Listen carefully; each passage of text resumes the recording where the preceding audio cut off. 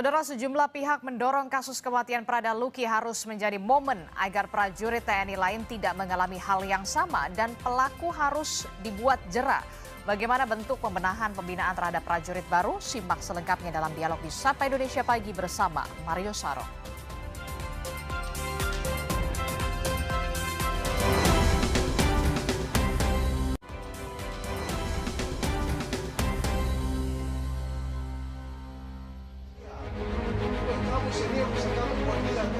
Saya tentara sudah lama, ingat saya bahkan berani keluar dari tentara. Ingat baik, berani anak saya tidak diurus, saya akan tutup bukan di Indonesia, sampai dunia saya tutup.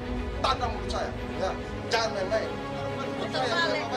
Ayah Prada Luki Namo meluapkan emosinya di luar ruang sidang. Ia kecewa atas kesaksian anggota Provos Pratu Petrus Canisius Mahe yang saat kejadian tidak mengambil tindakan untuk menghentikan penganiayaan yang dialami anaknya. Semodel apapun, saksi sebelum bersaksi mereka disumpah. Lu akan dapat karma, aturan lu menang, tapi lu akan karma. Ingat baik, anak saya sudah mati. Kerjaan Provos kok cuma duduk diam. Terkait hal yang memicu amarah ayah Prada Luki, anggota Provos Pratu Petrus Canisius Mahe yang dihadirkan sebagai saksi bilang, salah satu terdakwa, Pratu Abner Yadersan, memukul Prada Luki. Saksi juga melihat terdakwa Letu Ahmad Faisal tidak menghentikan tindak kekerasan pada Prada Luki.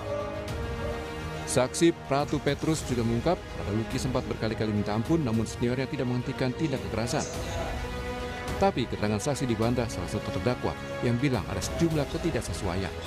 Pratu Abner tadi mencambuk pakai selang. Siap. Ada terdakwa. Melarang nggak terdakwa?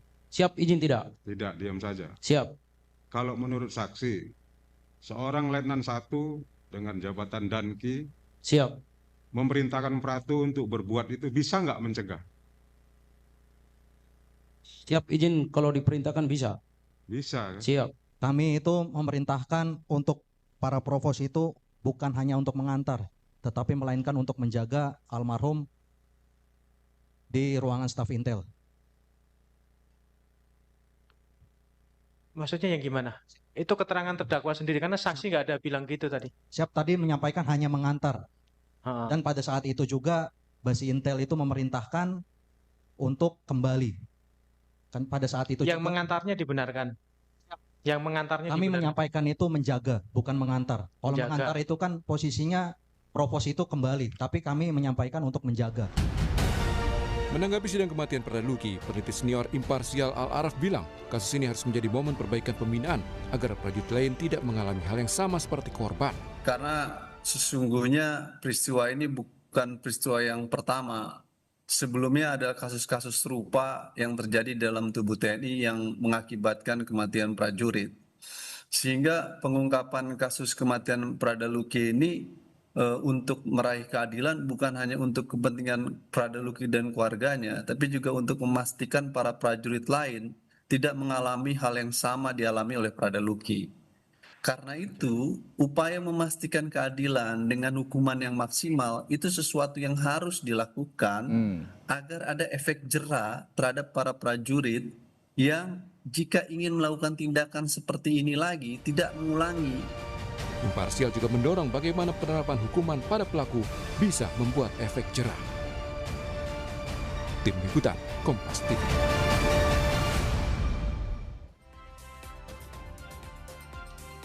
Sejumlah pihak mendorong kasus kematian Prada Luki harus menjadi momen agar prajurit TNI lain tidak mengalami hal yang sama dan pelaku harus dibuat jera. Bagaimana bentuk pembenahan pembinaan terhadap prajurit? Kita ulas bersama Ketua Umum Yayasan Lembaga Bantuan Hukum Indonesia, Muhammad Isnur. Selamat pagi waktu Indonesia, Mas Isnur. Selamat pagi, Mas Mario. Lagi di Brasil ya, Selamat Mas? pagi. Terima kasih. Terima kasih sudah bergabung di Dialog Sapa Indonesia Pagi. Dan Kepala Badan Intelijen Strategis TNI periode 2011-2013, Laksda Purnawirawan Soleman Ponto. Pak Soleman Ponto, selamat pagi.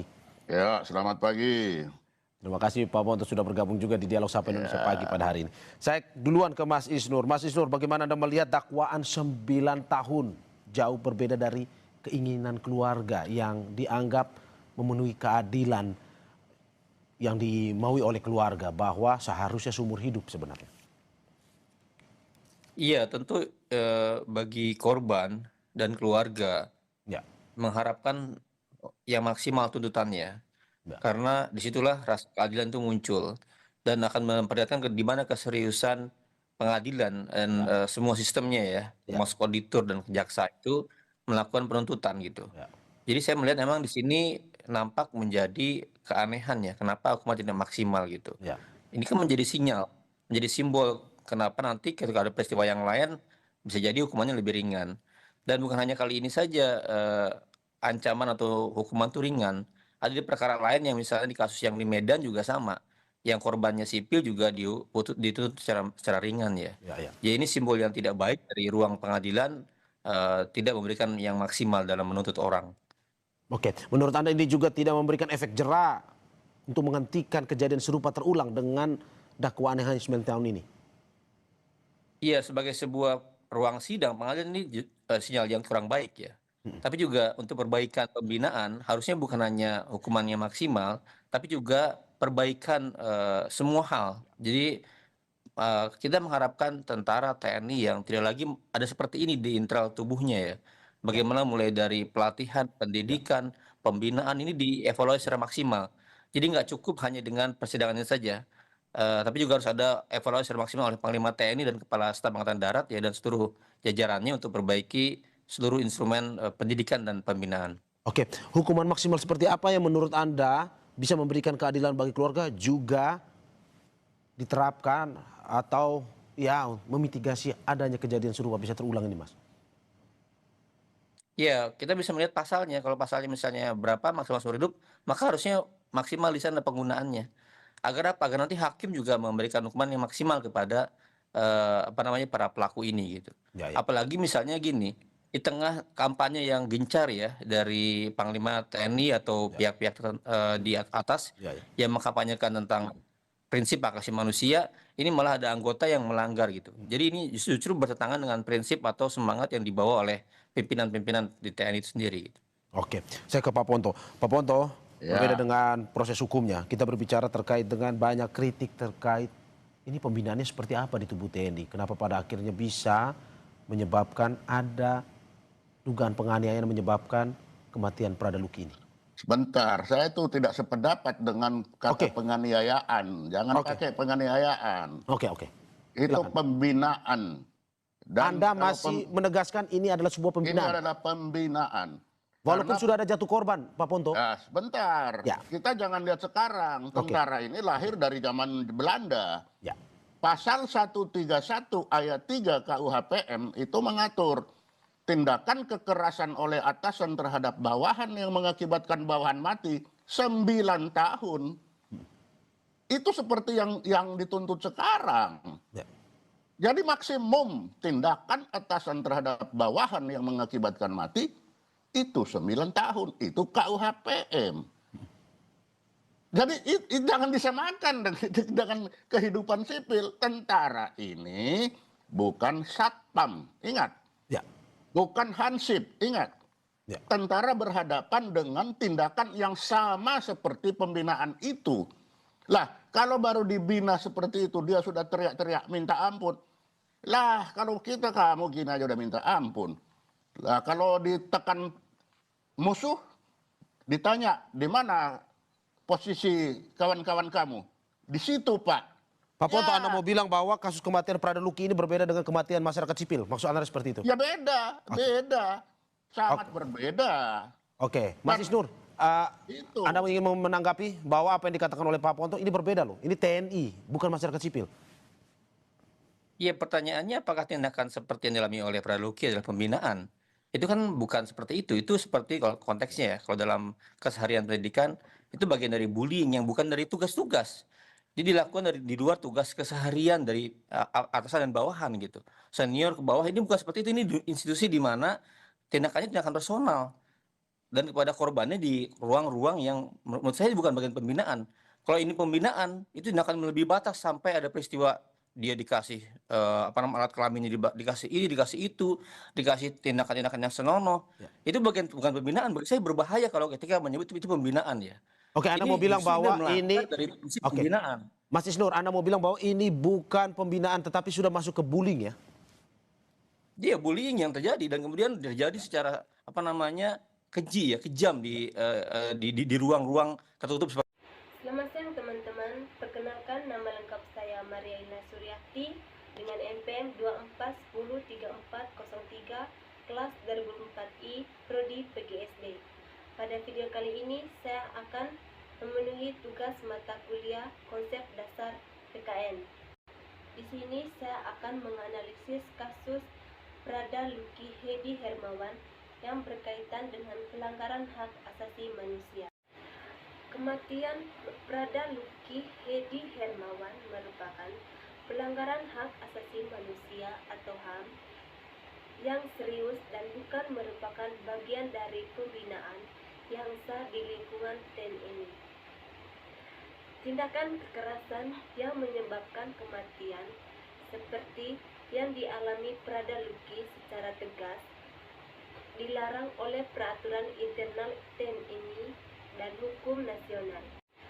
Analisis kasus bukan pembinaan, melainkan kekerasan organisasi masyarakat sipil, pakar hukum, dan Kementerian Hak Asasi Manusia sepakat bahwa tindakan yang dialami Prada Luki adalah penganiayaan fatal, penyiksaan, dan bullying yang bertentangan dengan prinsip hak asasi manusia dan sistem pembinaan militer yang benar. Pembinaan prajurit tidak membenarkan adanya kekerasan fisik hingga menyebabkan kematian. Ada unsur pidana hasil persidangan di pengadilan militer menunjukkan adanya unsur-unsur pidana kekerasan atasan terhadap bawahan yang mengakibatkan kematian. Keterangan saksi dan hasil visum dokter menguatkan adanya luka-luka akibat pukulan atau alat di tubuh korban yang menyebabkan kerusakan limpa dan gagal ginjal. Perdebatan vonis, meskipun 22 oknum TNI telah divonis hukuman penjara 6 hingga 9 tahun dan pemecatan dari dinas militer. Keluarga korban dan beberapa pihak menilai vonis tersebut terlalu ringan dan tidak memenuhi rasa keadilan karena dianggap sebagai pembunuhan berencana, bukan sekadar penganiayaan. Solusi dan rekomendasi untuk mencegah terulangnya kasus serupa dan menegakkan keadilan, beberapa solusi telah diusulkan. Yang pertama, penegakan hukum yang tegas. Pelaku harus dihukum seberat-beratnya untuk memberikan efek jera. Pihak-pihak terkait termasuk polisi, militer didorong untuk mengusut tuntas kasus ini secara transparan. Yang kedua, reformasi sistem peradilan militer. Kasus ini menjadi momentum untuk mendesak reformasi peradilan militer di Indonesia agar dapat mengadili kasus kekerasan internal secara lebih adil dan transparan, termasuk kemungkinan agar kasus yang melibatkan pelanggaran hak asasi manusia berat dapat diadili di peradilan umum. Yang ketiga, evaluasi dan penghapusan budaya kekerasan. Kementerian Hak Asasi Manusia dan Koalisi Masyarakat Sipil mendorong TNI untuk melakukan evaluasi mendalam terhadap sistem pembinaan prajurit dan menghapus budaya senioritas yang mengarah pada kekerasan dan pelanggaran hak asasi manusia. Yang keempat, peningkatan pengawasan internal. Perwira piket dan komandan wajib memiliki kewajiban dan tanggung jawab untuk menghentikan tradisi kekerasan yang bertentangan dengan peraturan dasar TNI. Kasus kematian Prada Luki menggarisbawahi kebutuhan mendesak akan perubahan budaya di institusi militer untuk memastikan pembinaan dilakukan secara profesional dan manusiawi, menghormati hak asasi setiap prajurit, terutama hak untuk hidup dan bebas dari penyiksaan. Gambaran singkat kasus pembunuhan Prada Luki Yedi Hermawan melibatkan anggota TNI berpangkat Prada yang meninggal akibat tindakan kekerasan yang dilakukan oleh sesama aparat atau atasan dalam lingkungan militer. Peristiwa ini menunjukkan adanya kekerasan fisik yang berujung pada hilangnya nyawa seseorang yang tidak dapat dibenarkan baik secara hukum maupun moral. Kedua, hak asasi manusia yang dilanggar. Yang pertama, hak untuk hidup. Hak untuk hidup merupakan hak asasi manusia paling fundamental dan tidak dapat dikurangi dalam keadaan apapun. Dalam pasal 28A Undang-Undang 1945, setiap orang berhak untuk hidup serta berhak mempertahankan hidup dan kehidupannya. Pasal 3 DUHAM, setiap orang berhak atas kehidupan, kebebasan, dan keselamatan pribadi. Dalam kasus ini, hilangnya nyawa Prada Luki merupakan pelanggaran berat hak untuk hidup. Yang kedua, hak bebas dari penyiksaan dan kekerasan. Jika pembunuhan tersebut didahului oleh penganiayaan, penyiksaan, atau kekerasan fisik, Pasal 28G ayat 2 Undang-Undang Dasar 1945 menyatakan setiap orang berhak bebas dari penyiksaan atau perlakuan yang merendahkan derajat martabat manusia. Konvensi menentang penyiksaan atau CAT, negara wajib mencegah segala bentuk penyiksaan termasuk yang dilakukan oleh aparat negara. Kekerasan di lingkungan militer tidak dapat dibenarkan dengan alasan disiplin atau hierarki. Yang ketiga, hak atas rasa aman dan perlindungan hukum. Sebagai warga negara dan prajurit, korban seharusnya mendapat perlindungan dari tindakan sewenang-wenang rasa aman dalam menjalankan tugas negara. Kenyataannya, korban justru menjadi objek kekerasan, menunjukkan kegagalan sistem perlindungan hak asasi manusia. Yang berikut, tanggung jawab negara. Dalam perspektif hak asasi manusia, negara tetap bertanggung jawab meskipun pelaku adalah individu, karena pelaku berasal dari aparat negara. Kejadian terjadi dalam institusi negara atau militer. Negara wajib menegakkan hukum secara adil, mengadili pelaku secara transparan bagi korban dan keluarga. Jika penanganan kasus tidak transparan atau pelaku tidak dihukum setimpal, maka negara dapat dianggap melakukan pelanggaran hak asasi manusia melalui pembiaraan. Yang berikut, kategori pelanggaran hak asasi manusia. Kasus ini dikategorikan sebagai pelanggaran hak asasi manusia dilakukan secara sistematis melibatkan penyiksaan berat. Ya. Ada pembiraan institusional pelanggaran hak asasi manusia oleh aparat negara karena berasal dari analisis dari perspektif penegakan hak asasi manusia di Indonesia.